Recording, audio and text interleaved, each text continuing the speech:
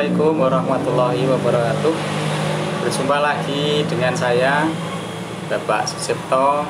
Kembali pada pagi hari ini kita akan memulai pembelajaran, yaitu dengan materi perdagangan antar daerah, pulau, dan internasional. Pada beberapa pertemuan yang terdahulu atau yang kemarin juga sudah kita bahas tentang perdagangan internasional.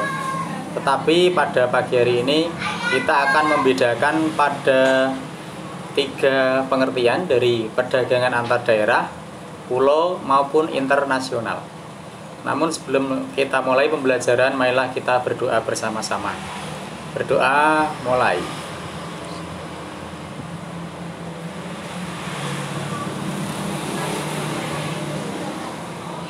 Selesai?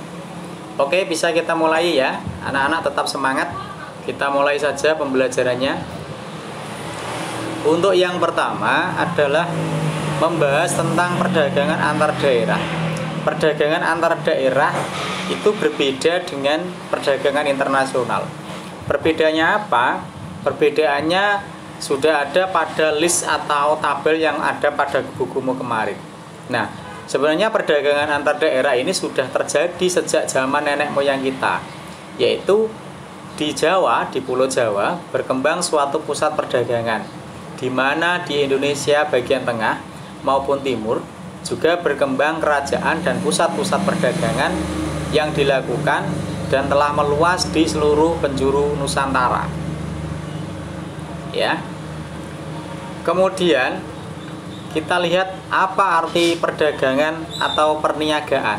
Ya, seringkali perdagangan itu disamakan dengan perniagaan, yaitu kegiatan tukar menukar barang ataupun jasa yang telah kita sepakati atau yang telah disepakati oleh kedua belah pihak, di mana dalam kedua belah pihak itu tidak ada pemaksaan, ya. Nah, sedangkan perdagangan antar daerah atau antar pulau ini merupakan perdagangan yang dilakukan oleh penduduk, bisa suatu lembaga daerah, bisa juga penduduk dari suatu daerah ke daerah lain atau dari satu pulau ke pulau yang lain. Tetapi di sini kalau perdagangan antar daerah, kawasannya itu masih berada dalam satu negara. Nah, berbeda kan dengan perdagangan internasional, di mana kalau perdagangan internasional itu terjadi antara negara yang satu dengan negara yang lain. Nah, tentunya juga lebih sulit daripada perdagangan antar daerah ataupun antar pulau. Nah, apa tujuan perdagangan antar pulau atau antar daerah? Yang pertama, tujuannya adalah untuk memperoleh keuntungan. Nah, mungkin ada dari orang tua kalian yang mata pencariannya sebagai pedagang tentunya ya. Di situ jelas bahwa satu tujuannya yang utama adalah untuk memperoleh keuntungan. Nah, keuntungan ini didapat dari mana? Keuntungan bisa didapatkan dari selisih antara harga jual dan harga beli, di mana untuk menjualnya harganya harus jauh lebih tinggi daripada harga pembelian. Maka di situ untung. Misalkan saja kalau orang tuamu ada yang menjual beras 1 kilo dibeli dengan harga 10.000 misalnya, kemudian dijual kembali dengan harga 12.000, maka dari hasil penjualan tersebut orang tuamu mendapatkan keuntungan berapa? 2.000. Maka di situ dikatakan sebagai suatu keuntungan. Nah, berbeda nanti ketika kita menilai jualnya lebih rendah daripada nilai pembelian, maka yang terjadi di situ adalah memperoleh kerugian. Nah, di samping untuk memperoleh keuntungan, tujuan dari perdagangan antar pulau antar daerah adalah juga digunakan untuk memperluas jangkauan. Artinya apa? Supaya perdagangan itu meningkat harus memperluas daerah pemasaran. Contoh, kalau orang tuamu tadi sudah kita singgung pedagang beras, mungkin hanya bisa menjual di daerah Batangan, Kuniran saja. Tetapi untuk perkembangannya kan harus bisa menjual di tempat lain dengan tujuan untuk apa? Memperluas jangkauan atau memperluas pemasaran. Paham ya? Nah, kita kembali lagi ke perdagangan antar daerah atau antar pulau.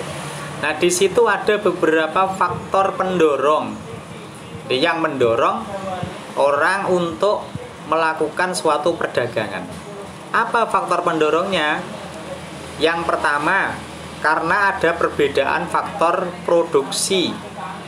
Contoh, antara daerah yang satu dengan daerah yang lain pasti mempunyai latar belakang yang berbeda, mungkin kondisi geografis yang berbeda, sehingga yang dihasilkan atau yang diproduksi juga berbeda.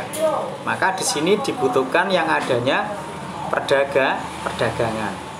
Contoh, misalkan kalau di Pulau Jawa daerahnya sangat cocok untuk daerah pertanian. Ya, di daerah Jawa terutama di tempat kita, misalkan di daerah Batangan, Pati, Rembang, itu kebanyakan kan banyak yang bermata pencarian sebagai petani. Petani apa? Padi, menanam padi. Nah, daerah kita ini kalau digunakan untuk menanam sayuran, contohnya kentang, wortel, bisa tidak? Tidak bisa. Nah, yang bisa yang mana? Yang daerah dingin, misalkan daerah Wonosobo. Maka di sini kedua daerah mempunyai produksi yang berbeda-beda. Di sini bisa memproduksi atau menghasilkan padi, sedangkan di daerah Wonosobo bisa menghasilkan misalnya apa? Kentang, wortel. Maka terjadi pertukaran barang dan juga pertukaran jasa ya. Yang kedua, karena memang perbedaan tingkat harga antar daerah juga tidak sama, sehingga antara yang satu dengan tempat yang lain itu juga saling terjadi pertukaran ya.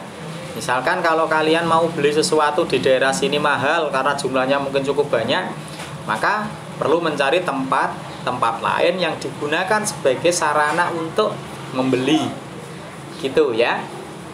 Nanti bisa dibaca di situ. Terus berikutnya kita lihat sebenarnya apa sih manfaat perdagangan antar daerah itu. Nah, jelas bahwa manfaat perdagangan antar daerah di sini menyediakan alternatif kebutuhan bagi konsumen ya. Jadi antara daerah yang satu dengan yang lain itu bisa saling terpenuhi. Yang kedua, untuk meningkatkan produktivitas ya. Sehingga apa? Kalau misalkan kita menjual sesuatu dagangannya laku atau laris, maka secara otomatis besok produktivitas kita harus kita tingkatkan. Contoh, hari ini kita menjual beras bisa menjual 10 kilo, besoknya lagi bisa menjual 20 kilo, besoknya lagi kita bisa menjual 30 kilo. Maka di situ apa? Bagaimana cara kita bisa meningkatkan produktivitas. Lalu manfaat yang lain adalah untuk memperoleh kesempatan kerja bagi masyarakat ya. Nah, kalau misalkan terjadi jual beli, nah, maka yang terjadi apa? Akan memperluas kesempatan kerja. Contoh, kalau anak-anak misalkan saja di Pasar Kuniran. Pasar Kuniran ketika belum terjadi pandemi COVID-19 dulu begitu ramainya di sana. Nah, ketika terjadi jual beli barang dan jasa yang begitu besar, maka kesempatan kerja di sana akan terbuka lebar. Kenapa? Kamu lihat, mungkin ada tukang panggul bekerja ngusungi barang-barang itu ya. Kemudian ada juga tukang parkir juga ramai. Karena apa? Banyak orang yang datang ke pasar dan akhirnya di situ apa? Bisa membeli barang dan jasa, menitipkan motornya untuk jasa tukang parkir. Ada juga yang tukang potong rambut juga bekerja dengan baik dan sebagainya. Nah, di sini jelas bahwa salah satu manfaat perdagangan itu digunakan untuk memperluas kesempatan kerja. Paham ya? Oke, kita lanjut kembali. Nah, ini ada beberapa gambar yang menunjukkan perdagangan antar daerah atau antar pulau. Nah, di situ kita lihat ada beberapa kapal yang bersandar dan di situ ada barang-barang yang dipindahkan dari tempat yang satu ke kapal yang satu ke kapal yang lain. Mungkin di benak kalian sudah bisa berpikir. Nah, di situ pasti akan terjadi pertukaran barang, ya. Nah, lihat ya. Terus yang ini juga sama. Ini juga terjadi di apa namanya? Jasa kurir atau pemberangkatan pengiriman barang. Ada JNE itu ya. Nah, di situ ada petugas-petugas yang memegang komputer mendata barang-barang, sementara orang-orang yang lain di situ sibuk untuk melakukan packing, memilah-milah barang. Nah, di situ kan terjadi perdagangan, ya. Nah, sekarang kita ke perdagangan internasional, ya. Dalam perdagangan internasional sebenarnya sudah kita bahas kemarin, ya. Tapi tidak ada salahnya kita ulas sedikit bahwa memang dalam perdagangan internasional itu berbeda dengan perdagangan antar daerah maupun antar pulau. Karena apa? Harus melibatkan negara lain. Dengan negara lain itu aturan tiap negara juga tidak sama. Di samping itu juga apa? Mata uangnya juga tidak sama. Ya. Nah, sekarang kan mungkin sudah banyak. Mungkin juga kita bisa melakukan perdagangan internasional. Kita sendiri bisa. Kalau kita beli sesuatu secara online kan juga bisa kan dari luar negeri. Itu sangat gampang ya.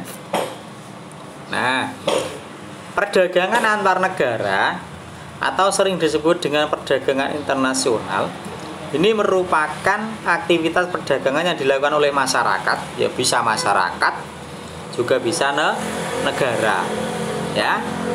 Masyarakat yang di sini yang dimaksud bisa individu, bisa kelompok, bisa lembaga, atau pemerintah.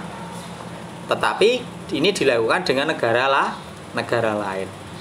Nah, aktivitas yang terjadi biasanya adalah terjadinya kegiatan apa? Ekspor maupun import. Ya, tidak perlu saya ulang kembali tentang ekspor dan import. Ekspor mengirimkan barang dari dalam negeri ke luar negeri, sedangkan import adalah untuk mendatangkan barang-barang dari luar negeri ke negara kita. Nah, faktor pendorongnya apa dalam perdagangan internasional? Ya tadi, sama seperti daerah yang satu dengan daerah yang lain untuk saling memenuhi kebutuhan. Karena tidak ada negara yang bisa memenuhi kebutuhan negaranya sendiri, tidak ada. Makanya perlu dilakukan perdagangan internasional. Nah, di situ nanti anak-anak bisa baca. Di video saya juga bisa lihat. Sama juga untuk memperoleh keuntungan sehingga dapat meningkatkan pendapatan negara. Adanya perbedaan kemampuan iptek dan sumber daya ekonomi. Adanya kelebihan produk dari dalam negeri sehingga perlu diekspor. Adanya perbedaan sumber daya alam, ya. Misalkan kemarin sudah kita singgung kalau orang negara Arab kaya akan minyak, maka minyaknya bisa diekspor ke negara kita. Negara kita kaya akan sumber daya alam, misalkan sumber daya pertanian, maka sumber daya pertaniannya dari negara kita bisa kita ekspor ke negara Arab. Jadi ini saling berkaitan dan saling berhubungan. Nah, di samping itu manfaat perdagangan internasional antar negara itu juga digunakan untuk saling membuka kerjasama, baik dalam bidang politik maupun dalam bidang ekonomi dan lain sebagainya, ya. Jadi yang jelas dalam kehidupan di era globalisasi ini tidak ada satupun negara yang bisa memenuhi kebutuhan sendiri tanpa adanya bantuan ataupun kerjasama dengan negara lain, ya. Nah, ini sama materinya dengan kemarin. Jadi manfaat perdagangan nasional adalah untuk memperoleh keuntungan, memperoleh barang yang tidak diproduksi di dalam negeri, kemudian untuk menjalin persahabatan, dan juga untuk transfer teknologi modern. Contoh, kalau kita membeli ponsel itu sebenarnya kan hasil dari impor dari luar negeri, karena negara kita itu belum bisa membuat ponsel. Kalau kita bisa naiki kendaraan bermotor, negara kita juga belum bisa membuat kendaraan bermotor. Maka kita membeli dari mana? Dari Jepang. gampang. Paham ya? Baik anak-anak, tidak panjang lebar, itu saja saya kira untuk tambahan pembelajaran pada pagi hari ini. Karena materinya hanya 1 jam pelajaran, maka video pembelajarannya tidak terlalu panjang. Terima kasih anak-anak sekalian untuk perhatiannya pada pagi hari ini. Tetap menyimak pada video pembelajaran saya.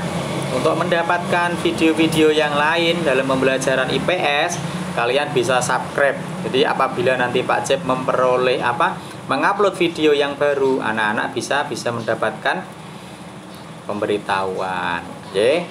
Jadi kalau dalam istilah kerennya, silakan di subscribe dan share gitu ya. Apa artinya? Silakan berlangganan dan juga silakan dibagikan biar Pak Cep punya subscriber yang banyak. Oke. Tetap semangat, jaga imunitas tubuh, jaga iman. Selamat siang. Assalamualaikum warahmatullahi wabarakatuh.